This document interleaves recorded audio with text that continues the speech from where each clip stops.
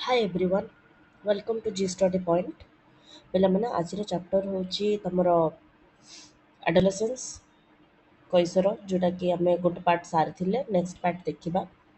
अच्छा पे पुओ ना झील पे मोस्टली तुम देखि गोटे पुत्र संतान कि पुत्री संतान सब बड़े दोष क्या दि जाए गोटे महिला को दोष दि जाए मात्र आज देखा वैज्ञानिक कारण एक्चुअली क्या निर्भर करे जे गोटे पुओ कि झील हम।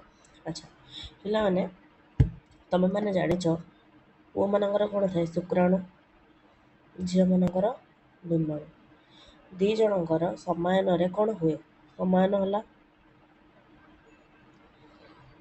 यहाँ हूँ कौन पु युग्मक स्त्री युग्मक एथि युग्मज यहाँ हूँ कौन गोटे युग्मज जो थी कि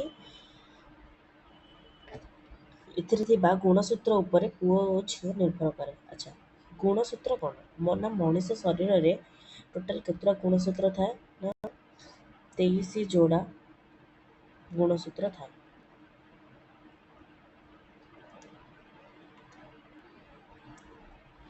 23 जोड़ा गुणसूत्र गोटे जोड़ा कौन थाए ना लिंग गुणसूत्र। ये लिंग गुणसूत्र ही निर्भर करे जे गोटे न्यू बॉर्न बेबी गोटे छुआ पुओ ना झील। ठीक अच्छे 23 जोड़ा मीन्स कौन 46टा गुणसूत्र 23 जोड़ा गुणसूत्र मान कौन 46टा गुणसूत्र से दीटा थाए कौन दीटा गुणसूत्र थाए लिंग गुणसूत्र बुझिपार। अच्छा अच्छा नारी मान क्षेत्र में ये जो लिंग गुणसूत्र था मुझे कहली ना 22 जोड़ा समस्त सामान थी से पुओ हो कि झी हो मात्र आउ जो गोटे जोड़ा अच्छी गोटे जोड़ा जदि जड़े पुओ हो तार एक्स गोटे जोड़ा मैंने दीटा गोटे एक्स गोटे वाई थी जदि से झी हो तार दीटा एक्स थी बुझिपार एमती थाए। तो पिला माने पुओ मान क्षेत्र में कौन थाए गोटे एक्स आ गोटे वाई झील मान क्षेत्र में कौन थाए एक्स एक्स एमती थाए। तो पिला माने जिते गोटे परिपक्व डिम्बाणु आसे ठीक अच्छे परिपक्व डिम्बाणु काड़ आसो स्त्री ठू जोटा कि एक्स एक्स थाए तांकर एवं जो शुक्राणु थी आमर जो केतेक शुक्राणु रे एक्स एवं अवशिष्ट शुक्राणु कौन थाए वाई शुक्राणु गुणसूत्र वाला शुक्राणु थी। अच्छा पिला माने परिपक्व डिम्बाणु अच्छा केमी हुए ना एथु गोटे जिनस आसो एथु गोटे जो दी जोड़ा अच्छी एथु गोटे गोटे एक्स कि वाई आसो एथु गोटे कि एक्स क्रोमोजोम माने गुणसूत्र आसो आसिले जाकि गोटे डिम्बाणु गोटे युग्मज तैयारी हम। पुओ मान भितर कौन आसो पुओ मान भितर गोटे गुणसूत्र गोटे झील मान भर गोटे गुणसूत्र आसो ताहले जाकि छुआ हुए। अच्छा ये जो गुणसूत्र आसे पुओ मानकर एक्स वाला शुक्राणु केते थिबो आ केतेक वाई वाला भी शुक्राणु थिबो मात्र झील मानकर सब बेले एक्स वाला डिम्बाणु ही थाए। तो झील मानकर जो परिपक्व एक्स डिम्बाणु एठी तो एक्स फिक्स हैला जदि पुओ मानकर एक्स आसिला ताहले से कौन हम पुत्री संतान बुझिपार। जदि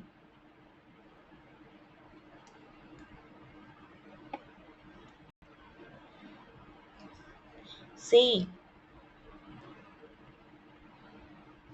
झील मानकर एक्स पळे आसला मात्र पुओ भितर जदि वाई पळे आसला ताहले सेटा कौन हो पुत्र संतान बुझिपार। तो गोटे न्यूबॉर्न बेबी गोटे पुओ कि झील जानापी कौन कराए तार लिंग गुणसूत्र उपर निर्भर करे जदि एक्स एस थी सी हम झील जदि एक्स वाई थी सी हम कौन पुओ बुझीगला। तो तुम ए कौन जान ना गोटे पुओ कि गोटे झील हाँपाई सब किए दायी पुरुष ही दायी ना कि महिला बुझिपार। एथिरे स्पष्ट हो पुत्र संतान जात हाँपाई वाई गुणसूत्र युक्त शुक्राणु दरकार ଏ ଯେଉଁ Y ଗୁଣସୂତ୍ର ବାଲା ଶୁକ୍ରାଣୁ ଦରକାର ଏହା ଥାଏ କାହା ପାଖରେ? ପୁଅମାନଙ୍କ ପାଖରେ ଥାଏ। ଏଥିପାଇଁ ଯେତେବେଳେ ପୁତ୍ର ଗୋଟେ ସନ୍ତାନ ହୁଏ କିମ୍ବା ପୁତ୍ରୀ ସନ୍ତାନ ହୁଏ ଏହା ଡିପେଣ୍ଡ କରେ ପୁଅ ମାନେ ପୁଅ ଉପରେ। ତ ବିଜ୍ଞାନ ସମ୍ମତ ହେଲ କି ନାହିଁ ତମେ ଯେ ଗୋଟେ ଛୁଆ ପାଇଁ କିଏ କିଏ ଦାୟୀ? ଠିକ୍ ଅଛି। ଏମିତି ବହୁତ ଗୁଡ଼ାଏ ଭ୍ରାନ୍ତ ଧାରଣା ଅଛି ଯେଉଁଟାକି ତମେ ବୈଜ୍ଞାନିକ କାରଣ ଦର୍ଶେଇକି ଜଣାଇ ପାରିବ। ତ ସେଥିପାଇଁ କୁହାଯାଏ ଯେ ଏଜୁକେସନ୍ ଇଜ୍ ମୋଷ୍ଟ ଇମ୍ପୋର୍ଟାଣ୍ଟ। ଠିକ୍ ଅଛି। ଆଚ୍ଛା ପିଲାମାନେ, ଆମେ ତ ପଢ଼ିଥିଲେ ସୁଷମ ଖାଦ୍ୟ ଖାଇବା ଦରକାର ଏ ଅବସ୍ଥାରେ, ମାନେ କିଶୋର ଅବସ୍ଥାରେ ସ୍ୱାସ୍ଥ୍ୟ ରକ୍ଷା କରିବା ଦରକାର, କ୍ଷୀର ମାଂସ ଭଲ ସୁଷମ ଖାଦ୍ୟ, ବାହାରର ତେଲ ଛଣାଛଣି ଜିନିଷ ଖାଇବାନି, ନିୟମିତ ବ୍ୟାୟାମ କରିବା, ଏସବୁ ହିଁ କରିବା ଦରକାର ଆମକୁ କ'ଣ ଗୋଟେ ସୁସ୍ଥ ଜୀବନଯାପନ କରିବା ପାଇଁ। ବିଶେଷ କରି କୈଶୋରୀ ମାନେ କେବେଠୁ ତାଙ୍କର ଅବସ୍ଥା କହିଥିଲେ ନା ନାଇଁ କେତେ ବୟସରୁ କେତେ ବୟସ ପର୍ଯ୍ୟନ୍ତ ଚାଲେ, ତ ସେଇ ଅବସ୍ଥାରେ ତମେ କ'ଣ କରିବ ନା ନିଜର ବିଶେଷ ଧ୍ୟାନ ଦେବ। ପୁଷ୍ଟିର ତମର ଆବଶ୍ୟକତା ଏସବୁ ତମେ ଡିସ୍କସନ୍ କରିଥିଲେ ଦେଖିବା। ଆଚ୍ଛା କେମିତି କ'ଣ କରିବ ନା ତମେ ମାନେ ଅନ୍ତତଃ ଦିନକୁ କିଶୋରୀ ମାନେ ଅନ୍ତତଃ ଥରେ ସ୍ନାନ କରିବା ଦରକାର। ସ୍ନାନ କରିବା ଦରକାର। ଆଉ କ'ଣ ଦରକାର? ସୁଷମ ଖାଦ୍ୟ ଖାଇବା ଦରକାର। ଆଚ୍ଛା ସ୍ନାନ କରିବା କ'ଣ ପାଇଁ ଦରକାର? ପିଲାମାନେ ମୁଁ କହିଥିଲି ଯେ କିଶୋରୀ ଅବସ୍ଥାରେ ତମର ସ୍ୱେଦ ଗ୍ରନ୍ଥି କ'ଣ ହୁଏ? କ୍ଷରିତ ହୁଏ। ସ୍ୱେଦ ଗ୍ରନ୍ଥି ଯଦି କ୍ଷରିତ ହେଉଛି ତାହେଲେ ଝାଳ ଅଧିକ ବାହାରିବ। ଆଉ ସେଇ ଝାଳ କ'ଣ ହବ? ସ୍ୱେଦ ଗ୍ରନ୍ଥିରୁ ଝାଳ ବାହାରିବ। ତମେ ଯଦି ଭଲରେ ନ ଗାଧେଇଲ ତ ସେ ଝାଳଟା ଜମିକି କ'ଣ ହବ? ଶରୀରରେ ଜୀବାଣୁ ସୃଷ୍ଟି ହବ, ଯୋଉଟାକି ଜମି ଶରୀରରେ ଜୀବାଣୁ ସୃଷ୍ଟି କରେ, ଯାହାକି ତମ ସ୍ୱାସ୍ଥ୍ୟ ଖରାପ କରିବା ପାଇଁ ସ୍ୱାସ୍ଥ୍ୟ ଖରାପ ହେଇଯାଏ। ଆଚ୍ଛା ଏଇଟା ତ ଗୋଟେ କଥା। ଆଉ କ'ଣ ଦୁର୍ଗନ୍ଧ ବି ହବ ତମ ଝାଳ ବାହାରିଲେ। ତ ସେଥିପାଇଁ ତମେ ନିୟମିତ ସ୍ନାନ କରିବା ଦରକାର, ଘଷି ମାଜିକି ସ୍ନାନ କରିବ। ଯେଉଁଟାକି ତମ ସ୍ୱାସ୍ଥ୍ୟର ବିଶେଷ ଯତ୍ନ ନେବା ଦରକାର। ସବୁ ପ୍ରକାର ଜିନିଷ କରିବାକୁ ପଡ଼ିବ। ଶରୀରକୁ ସୁସ୍ଥ ସବଳ ରଖିବା ବେଳେ ସୁଷମ ଖାଦ୍ୟ ଖାଇବ, ନିୟମିତ କସରତ ବ୍ୟାୟାମ ଏସବୁ କରିବା ଉପରେ ଧ୍ୟାନ ଦେବା ଦରକାର। ଠିକ୍ ଅଛି ପିଲାମାନେ। ଆଚ୍ଛା ଆଉ ଗୋଟେ ଜିନିଷ ମୁଁ କହିଥିଲି ନା ଏଇ ଅବସ୍ଥାରେ ତମ ମନରେ ବହୁତ କିଛି ଚଳଚଞ୍ଚଳ ହବ, ତମକୁ ଖରାପ ଜିନିଷ ଆଡ଼େ ଆଟ୍ରାକ୍ଟ ହେବା ପାଇଁ ବହୁତ ଇଚ୍ଛା ହବ। ତ ଏଇ ସମୟରେ ବହୁ ଜଣ କ'ଣ କରନ୍ତି ନା ନିଶା ଔଷଧ ମାନେ ନିଶା ଔଷଧ ଉପରେ ବେଶୀ ଆଟ୍ରାକ୍ଟ ହୁଅନ୍ତି, ଯେମିତିକି ଏ ମଦ, ସିଗାରେଟ୍, ଡ୍ରଗ୍ସ, ବହୁତ ଗୁଡ଼ାଏ ମାନେ ନିଶା ଦ୍ରବ୍ୟ ଯେଉଁଟାକି ତମକୁ ସେସବୁ ସେବନ କରିବା ପାଇଁ ଭଲ ଲାଗିବ। ତ ସେଇ ସବୁରୁ ଦୂରେଇ ରହିବା ଦରକାର।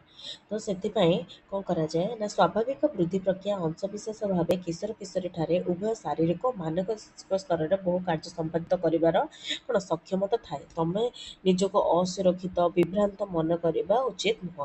ଯଦି ତମ ସାଙ୍ଗସାଥି କିମ୍ବା କେହି ତମକୁ ନିଶା ଔଷଧ ଦ୍ରବ୍ୟ ବର୍ଜନ ମାନେ କହିବେ ସେବନ କରିବା ପାଇଁ, ତମେ ସିଧାସଳଖ ମନା କରିଦବ। ଠିକ୍ ଅଛି। ଡାକ୍ତରଙ୍କ ବିନା ପରାମର୍ଶରେ ଔଷଧ ଖାଇବ ନାହିଁ। ନିଶାସକ୍ତ ହେଇଥିବା ଜିନିଷରୁ ଯଥାଶୀଘ୍ର ଦୂରେଇକି ରହିବ। ଯୋଉଟାକି ଏ ଯେଉଁ ନିଶା ଦ୍ରବ୍ୟ ତମର କ'ଣ କରିବ? ମାନସିକ ଓ ଶାରୀରିକ ଦି ଆଡ଼େ କ୍ଷତି କରାଏ। ଠିକ୍ ଅଛି। ଆଚ୍ଛା ଗୋଟେ ଥର ଯଦି ନିଶା ଦ୍ରବ୍ୟ ଯଦି ତମର ଇଚ୍ଛା ହେଲା ନା ତମକୁ ଏଇଟା ବାରମ୍ବାର ହିଁ ଇଚ୍ଛା ହବ କରିବା ପାଇଁ। ସେଥିପାଇଁ ଏସବୁ ଜିନିଷରୁ ଯଥାଶୀଘ୍ର ପାରିବ ଦୂରେଇକି ରହିବ। ଠିକ୍ ଅଛି। ଆଚ୍ଛା ପିଲାମାନେ ଆଉ ଗୋଟେ ଇମ୍ପୋର୍ଟାଣ୍ଟ ଜିନିଷ, ମୋଷ୍ଟ ଇମ୍ପୋର୍ଟାଣ୍ଟ HIV। ଠିକ୍ ଅଛି। HIV ହେଉଛି ଗୋଟେ ବିପଜ୍ଜନକ ଭୂତାଣୁ ଯାହାକି ଏଡ୍ସ ରୋଗ କରାଏ। ଏଡ୍ସ ରୋଗର କାରଣ। ଠିକ୍ ଅଛି। ଆର କିଛି ବି କ୍ୟୁର ନାହିଁ। ତମକୁ ଯଦି HIV ଦ୍ୱାରା ଏଡ୍ସ ରୋଗ ହେଲା ମାନେ ତମର ମୃତ୍ୟୁ ସୁନିଶ୍ଚିତ। ଆଚ୍ଛା ପିଲାମାନେ ମୁଁ ଏଇଠି ଗୋଟେ ଜିନିଷ ଛାଡ଼ି ଦେଇଥିଲି। ଏଠି କିଶୋରୀ ମାନେ ତାଙ୍କର ମାସକୁ ମାସ ଋତୁସ୍ରାବ ହୁଏ। ଠିକ୍ ଅଛି। ମନ୍ଥଲି ପିରିୟଡ଼୍ସ ହୁଏ, ଯେଉଁଥିରେ କି ଋତୁସ୍ରାବ ବୋଲି ଆମେ ଓଡ଼ିଆରେ କହୁଛୁ ତାକୁ। ସେ ଋତୁସ୍ରାବ ସମୟରେ ମଧ୍ୟ ସେମାନେ ନିଜକୁ ନିଜ ପରିଷ୍କାର ରଖିବେ, ଭଲ କ୍ଲିନ୍, ନିଜକୁ ନିଜେ ସଫା କରିକି ରଖିବେ, ଭଲ ଖାଦ୍ୟ ଖାଇବେ, ନିଜର ବିଶେଷ ଯତ୍ନ ନେବା ଦରକାର। ଠିକ୍ ଅଛି। ଋତୁସ୍ରାବ ସମୟରେ ବିଶେଷ ଯତ୍ନ ନେବା ଦରକାର। ଠିକ୍ ଅଛି।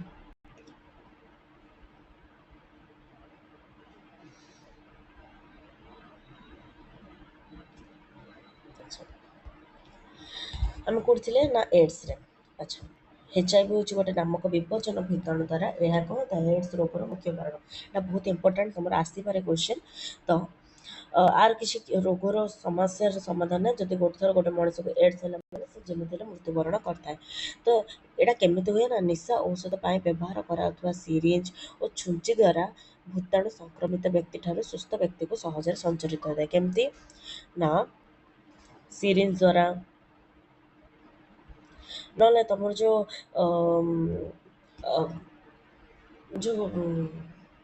ଲୋକମାନେ ସେଭିଂ ହୁଅନ୍ତି, ଦାଢ଼ି ଯେଉଁ ସେଭିଂ କରନ୍ତି, ସେ ସମୟରେ ବ୍ଲେଡ୍, ଯଦି ବ୍ଲେଡ୍ରେ ଜଣଙ୍କର ରକ୍ତ ଲାଗିଛି ତ ସେ ବ୍ଲେଡ୍ରେ ତମେ ଯଦି ତମର ଅ, ସେ ବ୍ଲେଡ୍ ହିଁ ୟୁଜ୍ କଲେ ତ ବ୍ଲେଡ୍ ଦ୍ୱାରା ମଧ୍ୟ ତମକୁ ସଂକ୍ରମିତ ହୋଇଥାଏ। ଆଉ ଯଦି ମାଆକୁ ମଧ୍ୟ, ମାଆ ଠାରୁ ଛୁଆକୁ ମଧ୍ୟ ହୁଏ, ଯଦି ମାଆକୁ ଏଡ୍ସ ଅଛି ତ ମାଆ ଠାରୁ ଛୁଆକୁ ମଧ୍ୟ ଏଡ୍ସ ହେବାର ସମ୍ଭାବନା ରହିଛି। ବୁଝିପାରିଲ? ତାହେଲେ ସ୍ତନ୍ୟପାନ ଜରିଆରେ ଜନ୍ମିତ ଶିଶୁକୁ ଆକ୍ରାନ୍ତ କରିଥାଏ। ସଂକ୍ରମିତ ବ୍ୟକ୍ତି ସହ ସମ୍ପର୍କ ରଖିଲେ, ଯଦି ଶାରୀରିକ ସମ୍ପର୍କ ବି ରହେ, ଯେଉଁ ସଂକ୍ରମିତ ବ୍ୟକ୍ତି ସହ ସମ୍ପର୍କ ବ୍ୟକ୍ତି ସହିତ ସମ୍ପର୍କ ରଖିବା